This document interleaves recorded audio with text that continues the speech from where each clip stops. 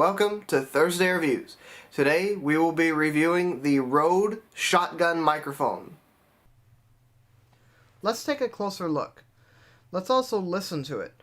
Right now I'm using the Blue Yeti, which I reviewed on episode 49, but I think it would make more sense to use this microphone on one of my voice recorders, and then I'll narrate it. Okay, here we go. I will use this thing on my Panasonic camcorder, which has an accessory shoe and mic input jack for all future videos on this channel. It sounds pretty good, as you can tell. This red cage is meant for shock absorption. That way, even if you move the camera around, you won't hear it. The cable here extends quite far, and it plugs right into the microphone on one end, and the mic in jack on your camera. Both are 3.5mm. There is also a wind filter that comes off, and it says Rode. Normally, shotgun microphones like these are quite directional, picking up sounds from the front only.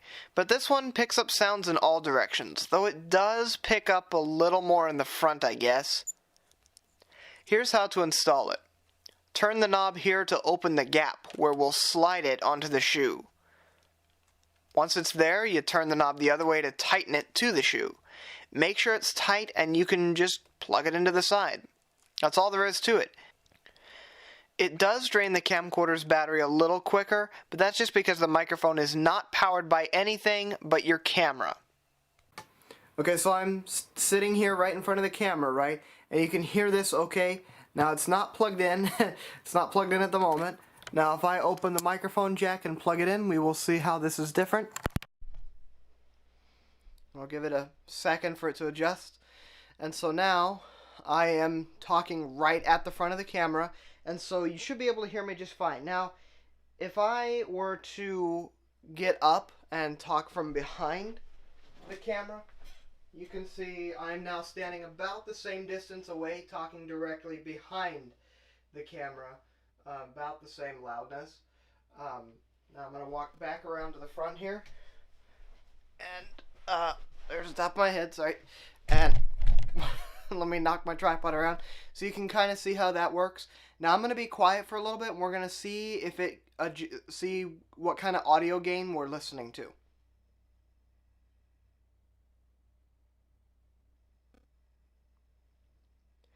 Now I have the level set pretty low, so it might not gain a ton, but you might be able to hear it. It should do it a little bit. So now we're facing this way. My box fan is directly behind the camcorder. I'm going to go ahead and turn it on to low right now.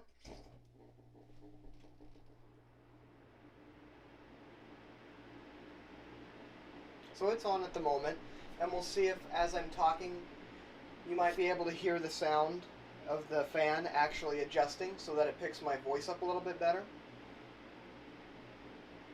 And now I'm going to turn the camera around so that you can hear the fan hopefully a little better.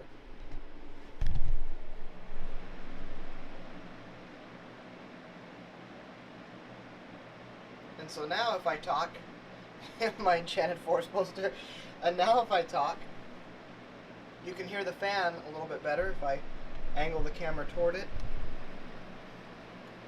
That is the fan. That is actually the same box fan that was in the background for the first few Thursday Reviews episodes. But yeah, you should be able to hear me talking right now, and as soon as I stop talking, you should be able to hear the fan a little bit better.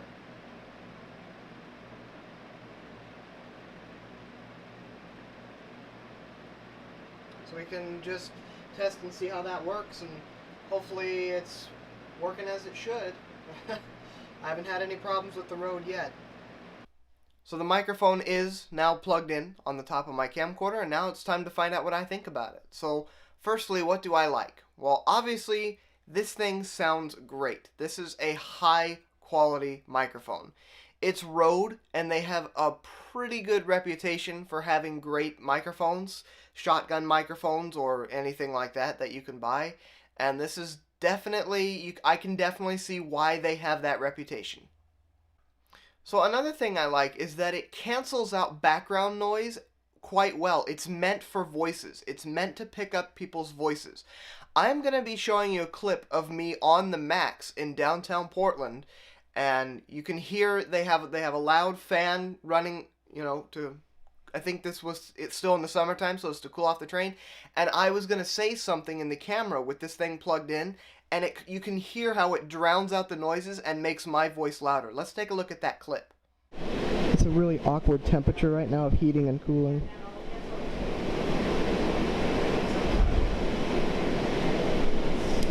Oops. I might have accidentally just taken a picture on this thing. I felt my finger push down on the shutter button. I also like the fact that it has a wind filter. It's quite large. It works well. All the times that I've tested it out in the wind, it seems to cut it out just fine, and it works as expected. I also like that shock absorbent cradle that it has.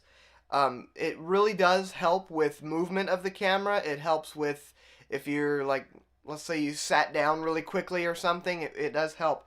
And the official name for it is the Rycote Lyre suspension, as it says in the manual. So now let's go over the cons. The first thing is the fact that it does drain the battery quicker on the camera. So when this plugs in, it's using battery from your camera to power the microphone separately. So now your camera's battery is powering the camera and the microphone simultaneously. And I have a display screen by my battery. The battery thing will display the amount of hours and minutes left, but it's never really accurate. If it says I have 2 hours and 5 minutes of battery, a minute later you'll look at it and it'll say 2 hours 2 minutes of battery, and it's like, what? So you have to realize that yes, it is going to be sucking out power from your battery to power the microphone. It is not self-powered.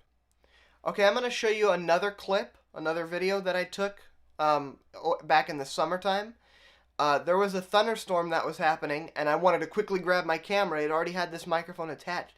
But every once in a while, when you start a video, it'll make this weird glitchy popping noise when it starts the video, and it's annoying. But if you know it's there, then when you actually are ready to edit the videos, then you know to kind of wait a second before starting to speak and all that. Let me show you what that weird noise sounds like. This is seriously happening.